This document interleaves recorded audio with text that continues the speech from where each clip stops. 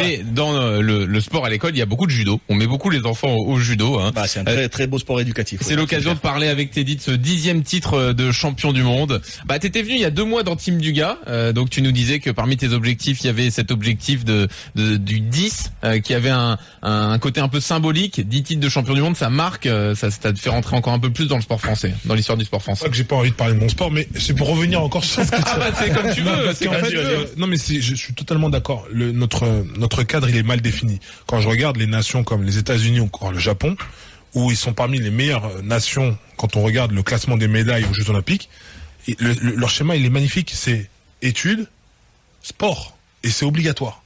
Quand je vais au Japon pour m'entraîner, je vais dans n'importe quelle université, je les vois terminer les cours, et sur le tapis, t'as 150 athlètes de divers catégories. Ça veut dire que être champion comme tu l'es là, c'est quand même bon.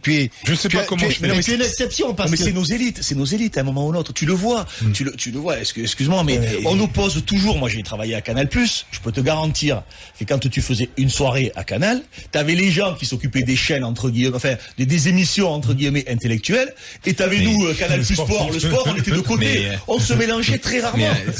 Et pourtant, on faisait des émissions qui devaient être 1 million de téléspectateurs. Eux, ils faisaient des émissions qui en faisaient peut-être 100 000, 150 000. Mais comme ils étaient intellectuels, des émissions, on nous mélange jamais. Du gars, c'est la même chose avec les journalistes sportifs.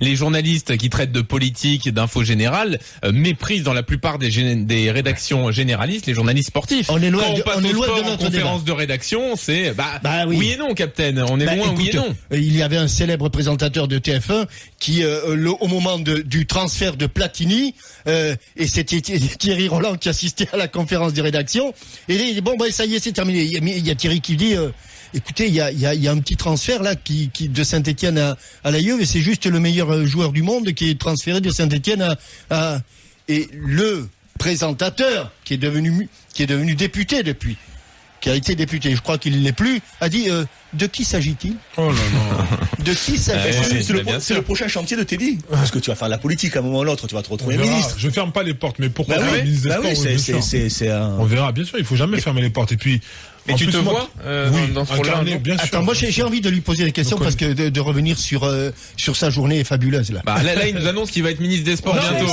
J'ai dit pourquoi pas. Oui, bien sûr. Mais comment ça se fait que tu lui aies mis une branlée au Géorgien qui t'avait mis en difficulté, et là tu l'as pas laissé respirer? Tout simplement. Tu lui as pris le dessus psychologiquement ou quoi? Non, c'est pas ça. C'est que quand je suis arrivé à ces championnats du monde à Budapest, j'avais fait depuis les Jeux Olympiques 0 compétition. Donc forcément, j'arrive avec des points d'interrogation, malgré que j'ai fait une bonne préparation, malgré que j'avais mis tout pour être au mieux. Mais c'était des nouveaux adversaires que je ne connaissais pas, donc il y avait un petit peu d'hésitation. D'où la petite histoire en demi-finale contre lui. Là, il n'a pas existé. Hein. Derrière ces championnats du monde, je suis parti faire un tournoi pour retrouver. C'est quoi? C'est le deuxième ou troisième tour? C'était direct au deuxième tour. Ouais, c'est le deuxième tour. Donc du coup, je suis arrivé, j'étais mieux, plus sûr de moi, et ça a donné ça. Et puis surtout, c'était pour la décima. Alors là, on précise juste, Budapest, c'était les championnats du monde normaux, classiques, et là, c'était les mondiaux toutes catégories ce week-end. Justement, est-ce que cet inconnu, entre guillemets, tu savais pas trop, t'as amené un peu d'inquiétude ou pas du tout, ou t'as obligé à faire une autre préparation, à voir les choses un peu différemment? Non, juste, il fallait juste déconnecter là-haut. Ouais, et après, derrière, voilà, mais quand tu prends le Cubain en demi-finale, là, qui était en moins de 100 kilos. Moins de 100 kilos, ouais. Combat très difficile, pas pour moi. Enfin, dans la tête, si, mais encore une fois, j'aurais pu avoir un coup du sort. Il a rien fait, le Cubain. Il était tout le temps en défense. Il avait fait un tour précédent où il était rétamé. Hein. Il m'a empêché de construire ou de trouver la solution. Et les arbitres, au lieu de lui donner le dernier carton qui le disqualifierait, ils laissent tourner. Imaginons, il y a un accident qui se passe. Eh ben, le 10e, je l'ai pas.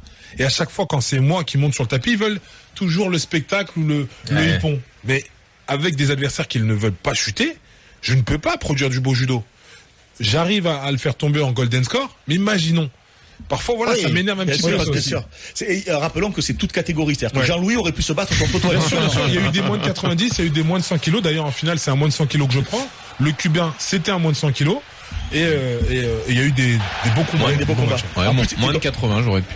En plus, t'as été à la période où le Maroc s'est qualifié le jour même pour la Coupe du Monde de foot. J'ai voulu vivre. Déjà, c'était infernal. l'ambiance extraordinaire. Et le pire, c'est pour sortir du stade. Ah ouais. Non, c'est pas. Ah ouais. Fais attention à ce que tu dis. Younes Belhanda, qui fait partie de la sélection, était On avec l'a eu nous hier, hier et il nous disait j'ai jamais vu ça de ma vie. Ah ouais. C'était un truc de Ils dingo. étaient pas là, on dirait qu'ils étaient là. Ouais. C'est-à-dire que là, c'est comme si le périph', voilà, et il y a un accident et il y a les pompiers ni la police qui vient pour faire la situation. C'est bloqué. Ça, c'était à Marrakech. À Marrakech. Et alors, est-ce que ça te rend un peu envieux des footballeurs de voir autant de passion parfois? Tu te dis si j'avais été aussi performant en foot qu'en judo, ce serait un truc de dingue, C'était quoi. peut-être pour toi en plus qu'ils avaient. Non, mais par contre, quand je passais, j'essaie parce que du coup, fallait marcher, hein, clairement, Bah parce oui. que c'était impossible. J'ai pas mal eu de photos de félicitations, donc ils étaient tous contents. Non, je suis pas envieux, je suis content de ce que j'ai dans mon sport. Et en plus, j'ai envie de dire, j'aimerais pas être à la place parce que j'ai vu parfois les gens comment ils commentent. Pourquoi tu n'as pas fait ça? Pourquoi? Non, ça va. J'aimerais pas être footballeur. Eh ben c'est ce qu'on disait tout à l'heure sur la critique effectivement qui entoure l'équipe de France.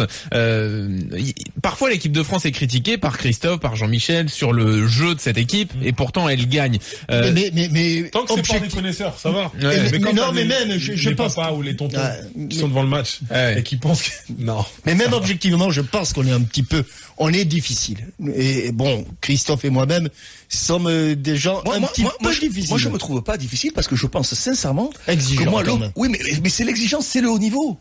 L'exigence, c'est la niveau. concurrence, c'est le haut niveau. Comment aujourd'hui tu peux te dire je veux jouer au haut niveau si tu n'es pas ni exigeant ni mis en concurrence? C'est l'essence même du sport. Si avec cette équipe de France que l'on a, il y a des joueurs magnifiques qui ont du génie. Si on se dit pas l'objectif c'est d'être champion du monde, d'être champion d'Europe, c'est pas du sport de niveau. On n'est pas dans notre rôle. Sauf du gars que en football comme en judo, tu as un adversaire qui pense la même chose et qui lui aussi est exigeant et que c'est pas toujours facile d'être bon parce que, comme l'a dit Teddy tout à l'heure, tu tombes sur un Cubain totalement inconnu. Granda? Ah, j'ai oublié son nom. Ah bon, d'accord. Bon, très bien. Alors, je me souviens pas, c'est la première fois que je le voyais. Voilà, d'accord. Moi, je retiens que ceux de ma catégorie. D'accord. Et totalement inconnu, mais il travaille bien. Et en football, il travaille bien, donc. Mais l'intelligence, c'est quoi? C'est de trouver qu'est-ce qui fera la différence pour gagner. Et ça, c'est le haut niveau. Bah oui. Teddy, qu'est-ce que tu vas faire jusqu'au jeu maintenant? Moi? Oui, parce que là, jusqu'à Tokyo, tu es en vacances là. Non, justement non. Tu vas faire quoi? C'est quoi le programme? Là, après vous, j'ai encore des médias demain et ensuite j'ai des vacances. Là, je vais souffler, je vais prendre du temps pour moi, laisser le corps récupérer 2-3 semaines. D'accord. Ensuite, je reprendrai et je repartirai un peu en vacances. T'es affûté là, hein? Tu vas bouffer un peu donc. Ouais, non, mais je vais faire attention parce que. D'accord. La petite anecdote après les jeux, là, les 27 kilos, j'ai galéré pour les ouais, hein. ouais. Ouais, donc voilà. Tu nous en avais parlé il y a 2 mois, effectivement, quand t'étais venu. Là, t'es hyper fit, Vincent. Surtout, je t'ai vu sur une publicité. Non, là, j'étais pas fit, là.